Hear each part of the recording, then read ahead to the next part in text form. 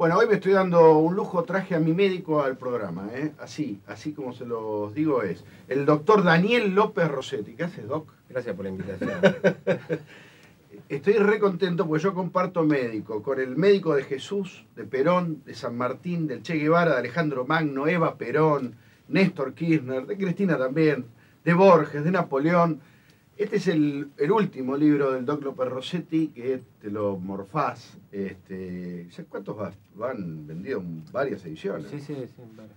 Y hiciste varios libros vos, Doc. El Doc, ustedes saben, es cardiólogo, es especialista en estrés, pero además te convertiste en una especie de clínico, de divulgador de la medicina clínica, que es un trabajo bárbaro que haces. Es muy lindo, es divertido, es como un consultorio grande. Y es un servicio alucinante, además. Y has logrado cosas de las que ahora vamos a hablar que son bastante insólitas en la política argentina.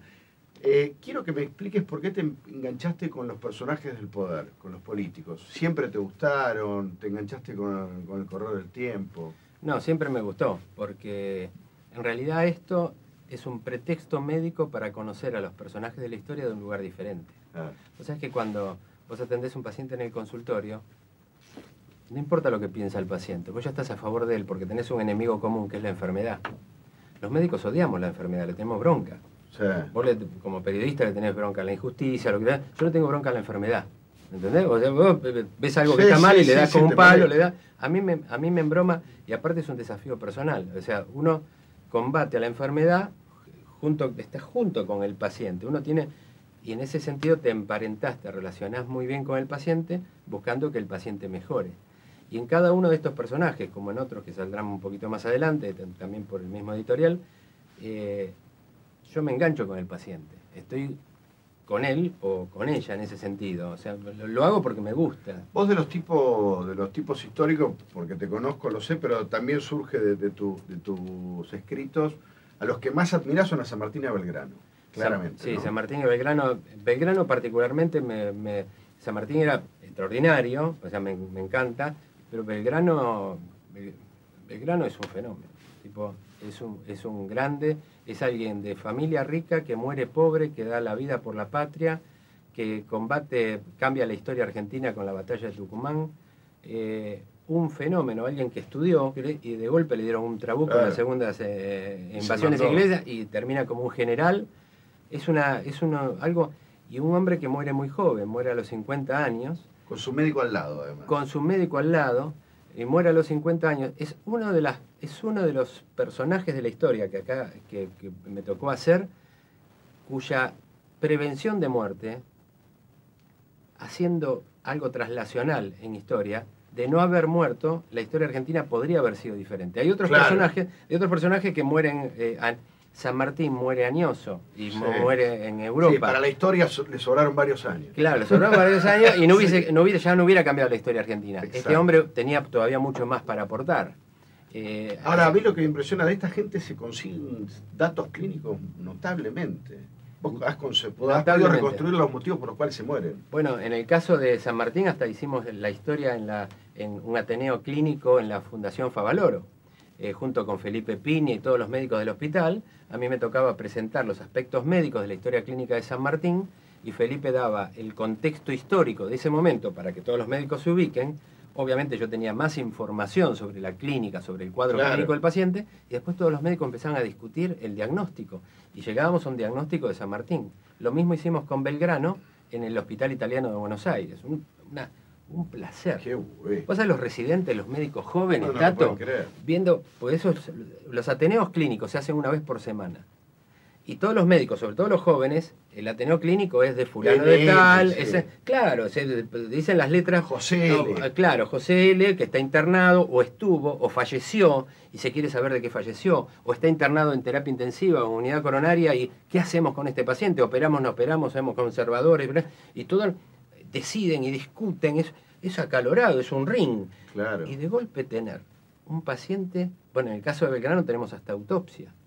¿Hay autopsia de Belgrano? Hay autopsia de Belgrano, la hizo el doctor Sullivan. El que ya era médico de él y amigo de él, no quiso presenciar la autopsia. Se quedó afuera. La forma de aprender en ese momento era la autopsia, porque vos revisabas a los pacientes y en la autopsia veías si lo que vos encontrabas clínicamente coincidía con la realidad. Por eso siempre se hacía autopsia. Hoy vos cuando hablás periodísticamente de autopsia es porque querés saber de qué lo mataron, por qué murió. Eso, Ricardo Ford. Ricardo Ford, Claro. si hay o no hay malpraxis, empezás a discutir temas. En ese momento era para aprender científicamente, pero querían ver si el hígado estaba grande o no, si tenía insuficiencia cardíaca o no. Pero él, el médico Ridhead, no pudo entrar porque lo quería. Y él había diagnosticado, por clínica médica... Es un problema ese, ¿no? Y es un tema, porque bueno, hay un compromiso. Él había diagnosticado que tenía insuficiencia cardíaca. De hecho, murió por insuficiencia cardíaca. Y que tenía un corazón agrandado, que se llama cardiomegalia. Y Sullivan, el médico que hace la autopsia, cuando sale, le da un parte escrito, con precisión, y lo firma, y le dice, su paciente era un paciente de gran corazón. Después le decía, tenía un corazón agrandado. Tenía un corazón agrandado, pero era un paciente de gran corazón. Una cosa muy linda. Doc, a mí una cosa que me llamó la atención es cómo vos relacionás la salud de los hombres del poder con algunos acontecimientos del poder. Bueno, vos sos especialista en estrés, pero en el caso de Perón, por ejemplo, es muy impresionante cómo el deterioro político de él va de la mano de su deterioro de salud. En algunos presidentes argentinos, en distintas partes del mundo también, obviamente, la historia clínica se puede relacionar a la historia del país. A la historia, en este caso, historia clínica, historia argentina. En el caso de Perón es impresionante. En el caso de Perón es bárbaro desde el punto de vista médico. Es decir, saber que él tiene un infarto, sufre de un infarto, antes del viaje en el vuelo charter del avión el 707 de Alitalia, en noviembre del 72, y tiene un infarto y tiene que ver con el estrés, y que después viene... Después de todo el tiempo de exilio. El sufrimiento, fumador, patología previa, sexo masculino, tendencia a la enfermedad cardiológica, vascular, etc.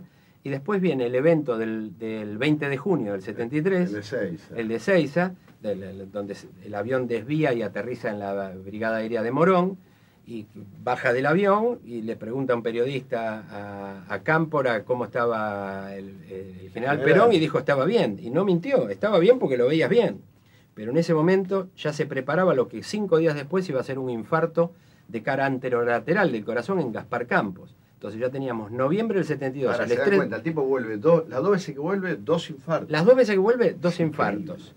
Y por un lado, y después viene algo que es muy lindo, que tuve la suerte de encontrar con el hijo del doctor Cosio, que es médico. Cosio era el médico de Perón. Claro, sí. Con el hijo del doctor Cosio, que tenía un cuaderno Laprida, el cuaderno Laprida que usábamos antes, bueno, hoy sigue existiendo, pero naranja. El naranja Laprida de cartón duro, de tapa dura, donde las enfermeras de Perón en Gaspar Campos y el mismo doctor Cosio llevaba la evolución clínica del paciente. Yo sé que pesaba 78 kilos 500 en ese momento. ¿Eso lo guardó este hombre? Lo guardó, lo tiene el hijo. Yo 3 veces entrevisté al hijo del doctor Cosio, que es médico y muy buen médico clínico y cardiólogo. ¿Y te dejó espiar el cuaderno? Y un día, en la tercera entrevista, me dice, doctor, porque ahí se largó y dijo, doctor, le voy a mostrar algo que sé que a usted le va a emocionar. Se levantó el consultorio y va para allá. Vuelve y ve un cuaderno a la playa. ¿Qué es esto? ¿Cuándo lo veo? No lo puedes creer. Entonces le dije, mire, doctor, ¿podemos ir al 1 de mayo del 74, cuando la plaza se separa en dos, cuando él dice los imberbes cuando echa los montoneros. Cuando echa los montoneros. Entonces fuimos ahí a la noche y veíamos que ese día a la noche tuvo dolor de pecho cardíaco, angina de pecho, y le tuvieron que dar medicación vasodilatadora coronaria por la angina de pecho, por el dolor cardíaco. Entonces le digo, doctor, ¿me deja ver las semanas que pasaron? Empezamos a pasar las hojas del cuaderno Laprida, y durante las 8 semanas anteriores no tuvo ningún síntoma. O sea, era asintomático esa noche, estrés de la plaza, dolor cardíaco. Esto fue el 1 de mayo del 74. Después viene el 12 de junio, que la CGT hace una nueva plaza. La despedida. Llevo en mis oídos la más maravillosa música que para mí, la palabra del pueblo argentino. Ahí nuevamente a la noche, cuaderno Laprida, nuevos síntomas. 4 eventos de la historia argentina, 4 eventos de la historia clínica del paciente. Sabía que se iba a morir Perón, ¿no? Cuando se